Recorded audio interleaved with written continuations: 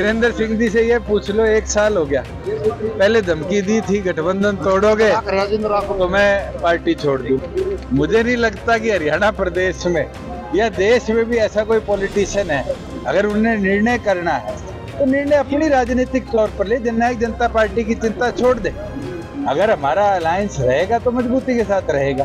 13 तारीख को जननायक जनता पार्टी की जो हिसार लोकसभा की रैली है, जिस तरीके से परसों हिसार के साथियों की जिम्मेवारी लगाई, आज उचाना हल्के के साथियों की जिम्मेवारी लगाई है। और मैं मानता हूँ कुछ उचाना का योगदान हिसार की नव संकल्प रैली में ऐतिहासिक है। सर, हिसार को क्यों चुना गया सर? हमने 6 लोकसभा पहले कवर करी है और 7वीं हमारी हिसार पेंडिंग थी, इसको हम कवर करें और बची 3 को भी आने वाले दिनों में हम कवर करेंगे। नव संकल्प के माध्यम से 10 की 10 लोकसभा सीटों पर जननायक जनता पार्टी ने पार्टी कैडर को एकत्रित किया है और अपनी ताकत को बढ़ाया। सर, क्या लोकसभा चुनाव भी गठबंधन में एनडीए की बैठक फैसला करेगी। मैं तो आज इस पे नहीं कह सकता, और अगर बैठक होगी नहीं उसके बाद के निर्णय उसके बाद। सर, चौधरी वीरेंद्र सिंह अभी आए थे, उन्होंने कहा कि 10 की 10 लोकसभा सीटों पर। वीरेंद्र सिंह जी से ये पूछ लो, 1 साल हो गया। पहले धमकी दी थी गठबंधन तोड़ोगे तो मैं पार्टी छोड़ दूंगा। 1 साल से तो उन्होंने छोड़ी नहीं। मुझे नहीं लगता कि हरियाणा प्रदेश में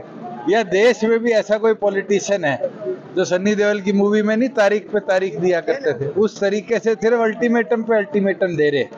अगर उन्हें निर्णय करना है तो निर्णय अपनी राजनीतिक तौर पर ले। जननायक जनता पार्टी की चिंता छोड़ दे। अगर हमारा अलायंस रहेगा तो मजबूती के साथ रहेगा। और 4.5 साल मुझे नहीं लगता हरियाणा की तरक्की में हमने कोई कसर छोड़ी है। और जिस दिन टूटेगा मुझे लगता है कि किसी को बताने की जरूरत नहीं होगी या किसी को बोलने की जरूरत नहीं होगी। उनकी फ्रस्ट्रेशन या उनके परिवार की फ्रस्ट्रेशन तो ये दिखती है कि उचाना के अंदर विकास क्यों हुआ, उनके समय के अंदर कितना पिछड़ा उचाना था, आज कितना आगे बढ़ा है। उस फ्रस्ट्रेशन को वो कहीं ना कहीं हमारे अलायंस पे निकालते हैं। मैं तो ये मानता हूँ बड़े अच्छे तरीके से दोनों संगठनों ने मिलकर हरियाणा प्रदेश के आमजन को सहूलियतें दी है। आज 14 फसलें हम एमएसपी पर खरीदते हैं। हरियाणा प्रदेश के अंदर हमारी सरकार ने, चाहे वो सड़कों का नेटवर्क हो, चाहे वो मेडिकल कॉलेजेस का नेटवर्क हो, चाहे वो व्यवस्थाएं हो, जो डोर स्टेप डिलीवरी सर्विसेज की दी, पीला राशन कार्ड है, आपकी फर्द है, आपकी पेंशन है, ये सहूलियतें दी है और ये मिलकर ही हमने मुमकिन कर पाया है। और आने वाले भविष्य में भी इसी प्रकार से मिलकर करेंगे। अगर उसमें 19-21 होगा तो मुझे नहीं लगता कि हमें किसी के प्रमाण की जरूरत है। एक चीज और कहना चाहूंगा कि पिछले दिनों ओलावृष्टि से पूरे हरियाणा प्रदेश के अंदर कई जगह क्रॉप लॉस हुआ। आज मैं उचाना में भी आता हुआ देख रहा था, ओलों से यहाँ भी क्रॉप लॉस हुआ है।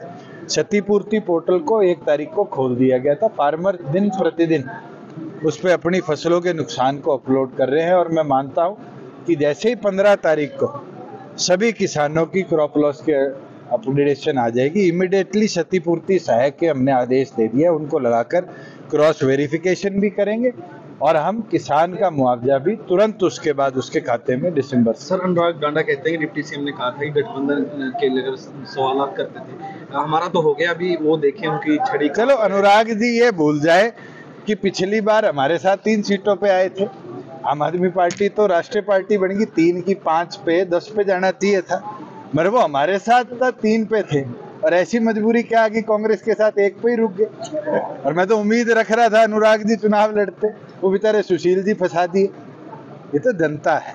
कांग्रेस जिस प्रकार से बैसाखियों का सहारा ले रही है, कांग्रेस की तो नैया डूबेगी डूबेगी।